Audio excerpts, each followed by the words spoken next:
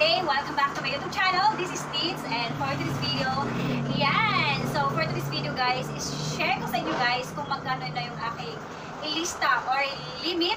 Yes, limit kay grocery. Yan. So after 1 year. Kasi guys, 1 year na ako namimili kay grocery. Yan. Kasi yung first limit ko, yan, karoon ako ng ilista. Total po yun ng 10,500. Yun po yung kauna-unahan na meron akong ilista kay grocery yan. Kasi 5,500 sa paninda, 5,000 naman dun sa inegosyo. Yan. So pag sinasabing ilista, meron siyang processing fee or interest kay grocery. Pero, pagdating sa inegosyo, kasi hati yun guys, meron tayong ilista sa paninda, meron din po tayong ilista sa paglulod or inegosyo. Yan. So, sa inegosyo na yun guys, maganda yun kasi wala siyang processing fee, as in zero interest. Yan. So, gamit lang tayo ng gamit, load lang tayo ng load, okay lang yan kasi wala po siyang interest. Zero interest po pag sa grocery na inegosyo. Yan. So, sa paninda naman guys, meron siyang interest na 3.5% processing fee after 7 days. Yes, after 7 days. So ngayon guys, i-share ko sa inyo kung magkano na yung aking lista kay grocery. Yan. So tamang-tama, buo ang aking lista ngayon. Wala akong babayaran. So ngayon pala, order tayo. Gamitin po natin ang ating ilista or limit, credit limit kay grocery. Yan. So i-share ko din po sa inyo or kakitan ko din po sa inyo kung magkano yung processing fee. Yes. So pag mag-order kasi ako kay grocery guys, gamit yung ilista, total lang po siya ng 4,000 plus. Hindi po ako nagpakahabot ng 5,000 kasi yun lang po yung kaya kong bayaran after 7 days. Yan. So minimake sure ko guys yung mga pag ginagamit ko yung ilista na yun. So inano ko siya, doon ko siya ginagamit sa mga products na fast moving dito sa tindahan para pagdating ng due date or after 7 days, meron tayong maibigay kay shipper. Kasi after 7 days, meron shipper na pupunta dyan sa iyong sari-sari store once ikaw po ay may ilista or ginagamit mo yung ilista mo kay grocery.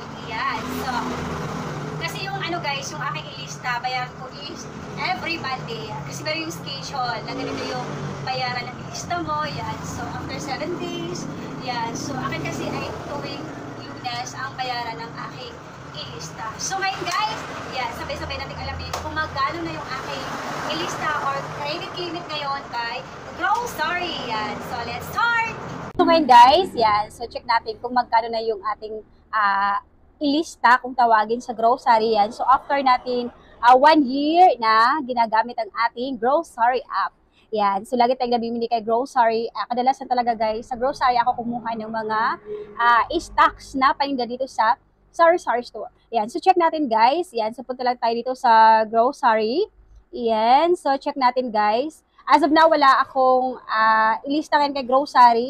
Sa ano lang. Wala akong ilista sa grocery sa paninda. Pero sa i-load or negosyo, meron akong ilista kay grocery. Yan. So, minsan kasi guys, naglo-load din ako sa grocery. Yan. So, kung minsan, naubusan ako ng pundo sa TPC. Yan, kasi malayo yung bayan dito. So, ginagamit ko na yung aking ilista, negosyo dito sa grocery. So, ang kagandahan dito guys, pag ginagamit po natin yung ilista ni grocery, wala po siyang processing fee or wala po siyang interest. Yan. So, kung magkano yung ginagamit mo, so ganun din po yung babayaran mo. So ang kagandahan dito, kasi meron tayong ma-earn na Grow Coins or cash box na every time na mag-load tayo dito sa grocery. Yan. So ito guys, ang ating yan. So kung napapansin niyo guys, meron tayo dito ilista na paninda. Yan. So ilista paninda, ayun po ay 11,000 pesos.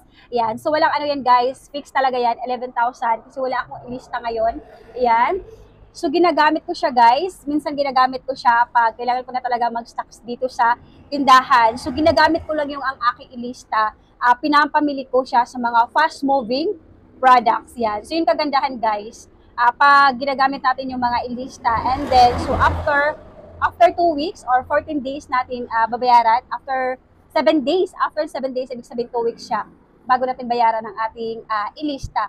Yan. So, make sure natin yung mga kinukuha nating products sa grocery, yun po yung mabilis mabenta. Yan. So, para pagdating ng due date or sinila ni shippers, meron tayong maiabot kay shipper para pa hindi kasi Pag once kasi guys na hindi ka makabayad sa actual date na yon, sa due date na yon, meron yung ano guys, meron yung penalties, si grocery. Minsan mabablock yung grocery mo, hindi ka na muna makapag pamili diyan sa grocery mo, hindi mo muna magagamit or may posibilidad na mai-block yung mo pag lagi kang late magbayad sa iyong ilista. Yan. So, make sure talaga guys, pag meron tayong ilista, so, ang ating talagang bibili ng mga products, yun mo yung mga mabilis mabenta. Yan. So, pagdating ng due date, meron tayong may abot kay shipper. Yan. Kasi pag, guys, after 7 days, merong shipper na pupunta dyan sa iyong sar-sar store para kolektahin yung ilista. Yan.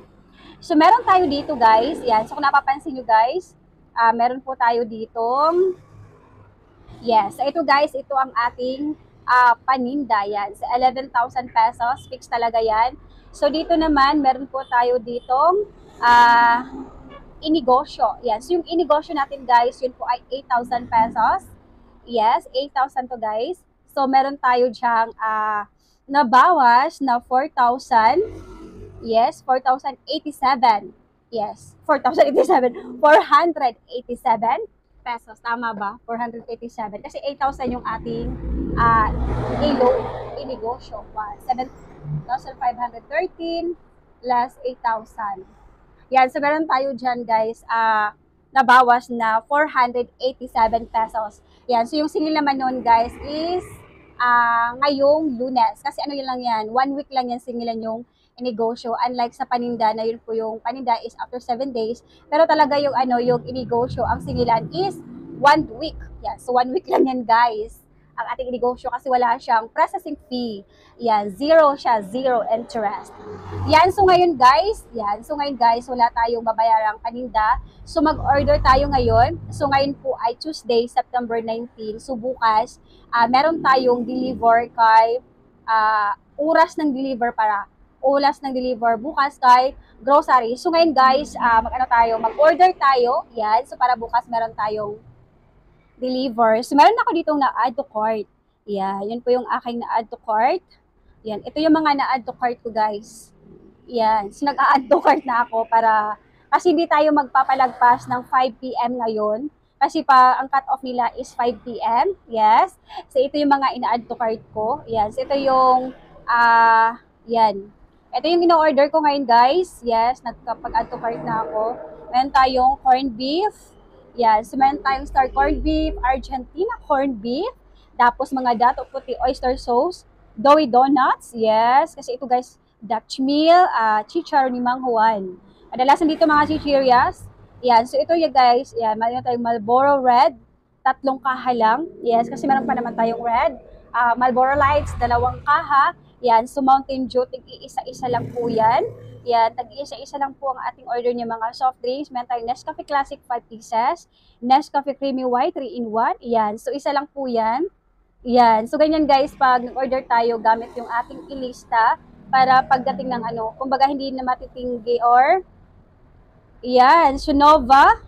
Yes, tag 10 pieces. Yes, may bibili guys. Tag 10 pieces ang ating mga ushi. Yan. So yun po guys, San Marino Sprite, tig isang case. Yan yung malalaki. Yan, meron din po tayong water. Yes, nag-order tayo ng water Summit Spring kasi ngayon po ay yung mga bata ay bumili ng mga ganito. Yan. So total po yan lahat guys ng 3,500 plus. So ang gagawin ko, dagdagan ko na lang. Dagdagan ko kasi ang ating paninda is 11,000. Pero ang kaya ko lang talagang bayaran sa ilista after 7 days is 4,000. Yan, so isakto natin to guys kasi 3,599. So mag-add po tayo dito ng Marlboro Red. Yes. Marlboro Red po guys ang ating i-add dito kasi ang stock ng Marlboro Red natin so konti na lang. Yan, so isang kaha na lang ang ating Marlboro Red. So dagdagan natin ang ating Marlboro Red. Yes. Dagdagan natin ang ating red. Yan. Asan yang ating Marlboro Red? Tapos papakita ko po sa inyo guys kung magkano yung interest ng ating napamili. Yan. So ito guys, Marlboro Red. Yan. So dagdagan natin yan. Yan, gawin natin. Ilan na siya? 4 na siya. Yes, gawin natin siyang 4. And then yung camel, kunti na lang yung camel ko. Mabilis mabenta yung camel, guys. Kasi ka-deliver lang dito ni grocery. 6 na kaha. Tapos ngayon, 1 kaha na lang. Noong Webes, nag-deliver dito si GTI ng 6 na camel. Yeah. Order tayo ng camel dito, guys. Kasi yung balik ni GTI ay ngayong 28 pa. Yan, so malayo-layo pa. Pwede mo naman silang tawagan. Pwede po silang tawagan, guys, para mag-deliver sa inyo. Pero ang ginawa ko na lang pag naubusan ako, sa grocery na ako order. Yan. So, order tayo ng kahit 3 camel. Yan. 5 na natin, guys, ang ating camel. Kasi mabilis naman mabenta. Yan. Mabilis naman mabenta ang ating camel. So, dagdagan na natin. Tapos, yan. So, after 7 days, ibig sabihin, 2 weeks siya. Yan. So, after 7 days, meron tayong babayaran na 4,295. Pero may interest pa yan. So, check natin, guys, kung magkano yung interest natin. Yan. So, sa 4,000. Yan. So, maganda, guys, yung aking gamit, guys. Kasi meron tayong, ang aking is screen recorder. Tapos, pwede mo pala siyang iharap ang iyong cameras. Yan. Baba natin yung camera natin. Yan. Ito yung ano yan natin. Ito, guys. Yan. Sa get 2% processing fee sa ilista, pag naka-worth ng 7,500. Pero yun lang po ang kaya ko munang bayaran. So, hayaan ko na lang po muna yan. Yung mga promo-promo. So, ang gagawin natin, confirm order lang tayo. Yan. And then, so, yes. Meron dito, guys, bukas, Wednesday, September 20, umorder bago mag 5 p.m. cut-off. So, check natin to. Yan, confirm delivery date. Yan, so pag na-confirm na yan, checking the available payment. Yan, so dito natin, check natin yung ating ilista. Yan, check natin yan, guys, ang ating ilista. Yan. Yan. So, ang babayaran natin, guys, yan. So, meron tayong available limit na 11,000. So, ano lang, 4,295. Yes. So, ang gagawin ko dito, 4,000 lang. Tapos, yung 200, isakto ko na lang ito pala. 4,295.60. Yan. And then, so dito, guys, may nakalagay dito, due on October 2. O, diba? After 7 days. Yan. Ito, guys. Ito yun, dito mo siya babayaran. Due on October 2, 2023, Monday, 7 days after delivery. So, date for today, September 19, 2023. Yan. So, check natin kung magkano yung processing fee. Yan. So, yung processing fee, guys, 100. Yan. Itong processing fee, 150.35. Kasi meron siyang, ito, guys, 3.5% processing fee. Yan. Siguro free delivery po yan. Yan. So, hindi na po masama kasi yung ano natin, benta ng ating mga products dito is 20%. So, 3.5% lang ang interest na processing fee mo kay grocery yan. So, may ano pa din, guys, hindi ka pa din malulugi doon kasi malaki pa rin yung ano mo, malaki pa yung interest mo kasi 3.5 lang and then yung patong ng iyong ano dyan, sa tindahan is 20%. Yan. So, yung iba pa nga is 25%. So, depende sa stocks mo. Kung saleable ba yan or not saleable, or fast moving or non-fast moving. So, yun po, guys, ang ating ilista kay grocery. Yes. Kay grocery ngayon, ang ilista natin is 19,000. 19,000. Kasi 11,000 sa ating paninda. 11,000 sa ating paninda. Sa ating namang inegosyo, 8,000 plus 8,000. So, meron po tayo na total credit limit na 19,000 pesos kay grocery. So, diba? Galing ni grocery. Talagang is mission talaga nila is makatulong sa mga sari-sari store owner na mag-stocks na mga stocks, lalong-lalo na sa mga fast-moving products. Although hindi naman masama kasi ano lang naman, guys, yung tubo lang naman or processing fee lang naman is 3.5%. Yan. So kasi hindi pa rin tayo logi doon kasi may posibilidad pa rin tayo na aangat yung sari-sari store natin kung ayusin lang natin pag-manage. Yes, kung ayusin lang natin pag-manage kasi yung ating markup dito is 20%. Yan. 20%, less 3, 3. Yan. So, diba?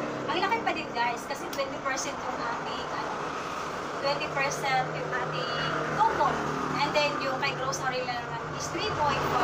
Yan. So, malaki pa rin kung tutubusin. So, may posibilidad pa rin na aangat yung sari-sari store mo kahit gumamit ka ng A-lista kay grocery. Kasi after 7 days mo pa naman siya babayaran. And then, delivery free. Free. Yan, diba? So, wala namang babayaran sa pag-deliver. Kahit gaano pa yan karami yung order mo, wala kang babayaran sa deliver. Yan. So, diba? Yan. So, sa'yo na lang talaga yan. Sa'yo na lang talaga nakasalalay ang pag-unlad ng iyong negosyo or iyong sari-sari store. Kasi 3.5% lang naman. Yan. So, yun po ay tulong ni grocery sa mga merong sari-sari store. Yan. So, sa akin na lang din, meron din po tayong responsibilidad na pagdating sa 7 days, mababayaran natin si grocery. Para maka-order tayo ng maka-order kay grocery para tuloy-tuloy ang ating tuloy-tuloy yung pag-unlad ng ating sari-sari store. Yan! So, kasi guys, ayan, so 4,000 plus ang aking in-order kanina. So, meron tayong processing fee na 150 plus. So, guys, meron dito tayo sa atong Marlboro. Marlboro po natin is 5, ilagay natin 5 kaha. Yes, so 155 po siya per kaha, times 5. So total po siya ng 775 pesos. And then, subentahan po natin dito ng Marlboro per piece dito sa ating sari-sari store kasi retail tayo is 10 pesos. 10 times 20 sa isang kaha. Meron po siyang 200. Yes, 200 times 5. Tayo, 2,000 pesos. So, doon pa lang sa kita ng Marlboro. Yung Marlboro pa lang in-order mo. So, bawin-bawin na doon sa processing fee na 150 plus. Yan. Sa'yo na lang talaga yun kung paano mo i-manage ng maayos yung tindahan mo. Yan. So, may posibilidad, kahit kumapit ka ng ilista kay grocery, may posibilidad na aasinso pa rin yung negosyo mo. Yan. So, ang sa'yo na lang dyan is maging responsible ka. Maging responsible ka. Yan. Maging responsible ka. And then, so, i-manage mo lang maayos yung tindahan mo para aasenso at lalago na laki ang iyong tindahan. Yan. So, yun lamang po guys ang aking vlog for today. Thank you for watching. I hope nakatulong at nag-enjoy kayo sa ating video. Bye guys! See you on my next one! Stay safe and God bless. Happy selling and more